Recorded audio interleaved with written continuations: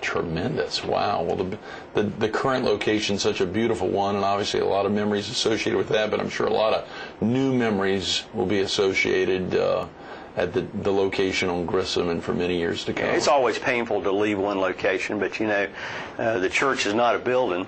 Right. The church is a group of people worshiping God. So, basically our needs basically have changed, and I'm excited about it. I think it's going to be just a great thing for the church and for our community, because our church, we're real involved in benevolences too.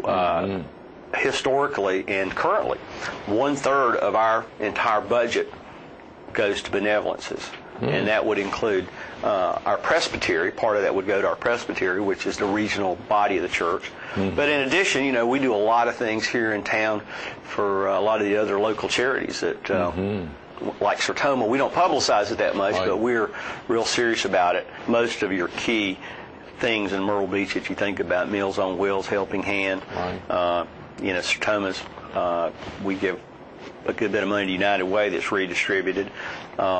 And our church is involved in scholarships. We have some scholarships that we send to Presbyterian College. I think it's 1 or 2 people. Sertoma has 4 scholarships a year for $3,000 each. Wow. That we send kids to area schools in South Carolina.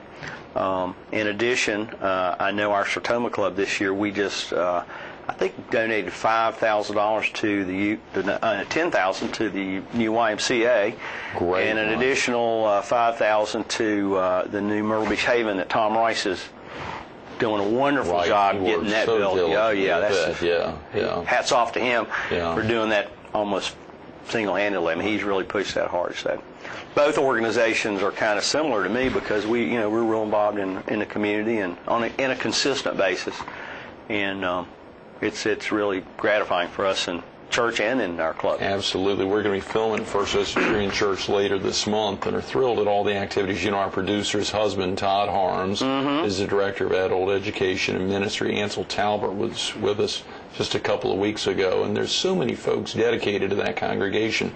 As with many other churches in town, they really reach out in such a tremendous way. It's almost amazing to think they can do all that they do. The Mexico mission trips, we had Jim Watson with us recently, and of course the guy who was leading the group going down there this year. We've had a lot of folks in that attended that, and Vernie Dove actually aired with us last Friday talking about so many of the activities when he was the business administrator there at the church. Yeah, he was there for a good time before he went in the insurance business, right, which he was in before.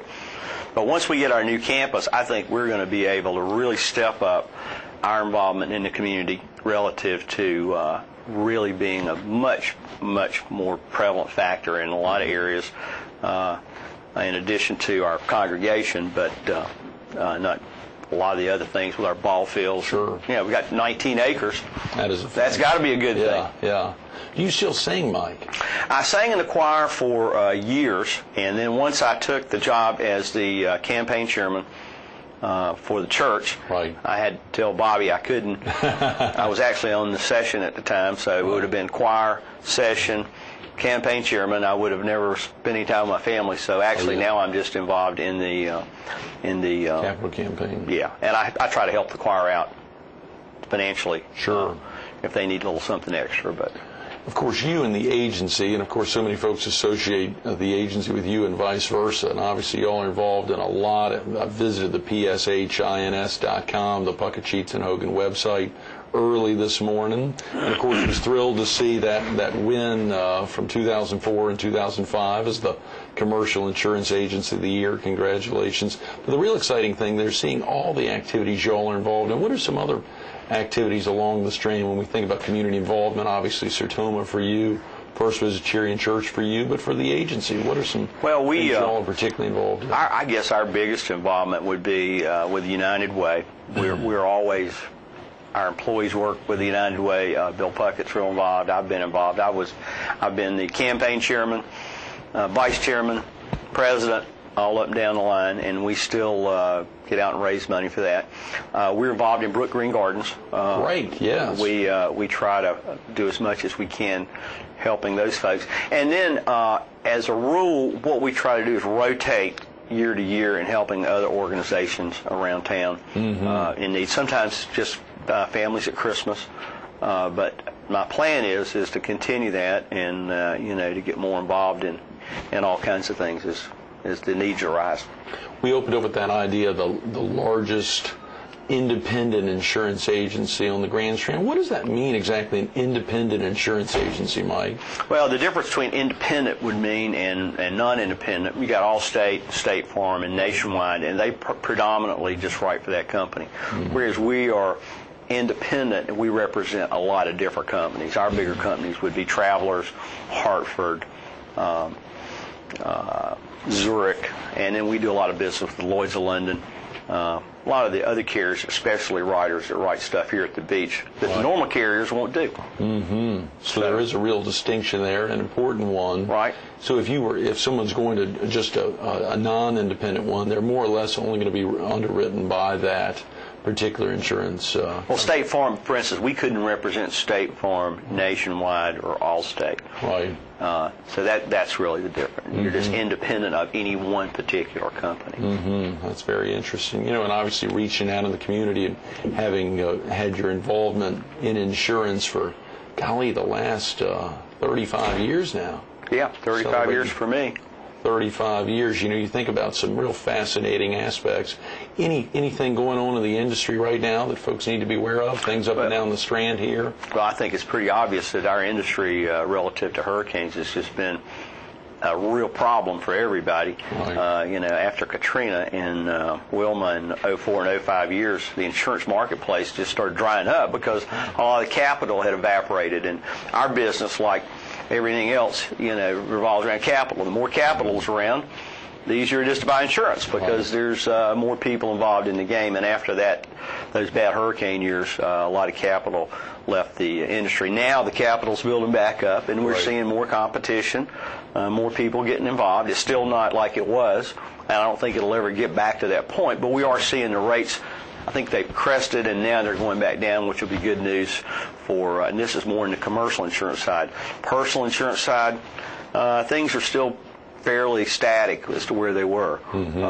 But it's been a real problem. And if we have another rash of bad storms, capital will be taken up to pay those claims, and it'll cause problems again. But hopefully not as bad as it was last summer. We were interviewing Ray Cleary about 6-8 weeks ago, maybe, down in Murrells Inlet. It happened to be the same morning that I opened a letter where my insurance carrier had said that they were canceling my insurance for the home in Murrells Inlet. Well, what a terrible thing. About 3 weeks later, we were interviewing Dick Elliott up in North Myrtle Beach. And right before that, I'd gotten a letter saying, okay, we're actually going to reinstate it because the line has been pushed back. That's really impacted a lot of folks up and down the Strand.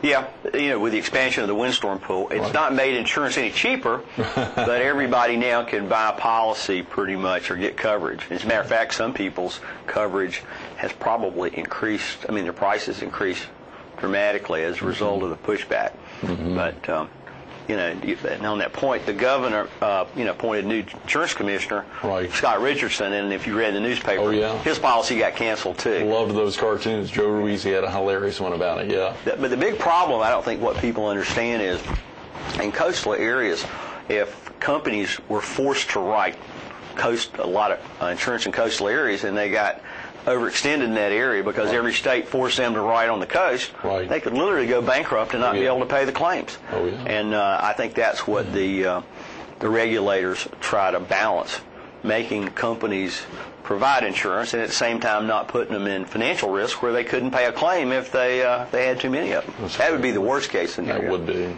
And it has happened during Andrew. And when that happens, the state has to step in and try to make things whole. Weren't there some big companies, and maybe in the UK or otherwise, that were dramatically impacted by the hurricanes in Florida? Yeah, there were a lot of international. We live in an international world now. Just in the recent credit crunch that you've seen, the securitized mortgages are bundled up and sold all over the world. We're finding out that a lot of this debt ended up on the balance sheets of other banks worldwide because the return was so good. So I guess the good news was that it wasn't all here. But the bad news was, just like with hurricanes, when financial situations impact capital and capital is not readily available, it causes a crunch, whether it's insurance or whether it's credit. So a lot of similarities in the two. Any groups on the Strand, Mike, that really have impacted you and your family? You know, when you think about making a difference, there's so many groups. Obviously, Sertoma, your own church, Brook Green Gardens even. I think last Friday you were down at Brook Green Gardens, and there's so many tremendous groups. Are any strong stories of groups that have impacted you? Well, you know, my wife and I are trying to be more and more benevolent as our lives go on, and you know, Brook Green Gardens, I think, is the hidden gem of Myrtle Beach, and it does a lot of good things for our area. The church has been the biggest one for me, probably Sertoma second, and I stay very involved in those two. But most recently, my wife has gotten involved being on the board of the Storm Eye Institute. She almost lost her life and eye in a traffic accident about 5 years ago, and this past year she's actually gone on the Storm Eye board, which does a tremendous amount of eye research that a lot of folks here don't know about out at MUSC. And then especially macular degeneration and a lot of retinas, this type thing. And also she's very involved on the board up at the Governor's School, South Carolina. There's two Governor's School. One, I think it's over in Hartsville, which is for math and science, and the other one is in Greenville. And she's involved there, and her job with the board is to make the Grand Strand more aware of what's going on. And a lot of our kids go up there, and it's like the North Carolina School for the Arts. It's for advanced children in music and arts and science, and science and math too over in Hartsville. So we're involved in that, and I think that's making a big difference in her life, and as a result in mine too, trying to help those folks out and finding out more about what's going on. Absolutely. Those are great words. Thanks so much for being with us this morning, Mike. Enjoyed it. Absolutely. Stay tuned to more Carolina People with Mike Hogan coming up next. A very curious word until three words come together in unison. Service to mankind. Service to mankind. Think about that. Service to mankind, Sertoma. What a great opportunity. The 50 million people that are impacted by speech, language, and hearing disorders. There's a lot of folks out there, day in and day out. Travel down 21st Avenue, come across PD Speech and Hearing, a commitment of this Sertoma Club and their commitment day in and day out. So many great groups Mike could be involved in. Fortunately, he and his family wrapped around Sertoma. They wrapped around him. Rotary, First Presbyterian Church, United Way, whatever it is, day in and day out, it's making a difference in others' lives.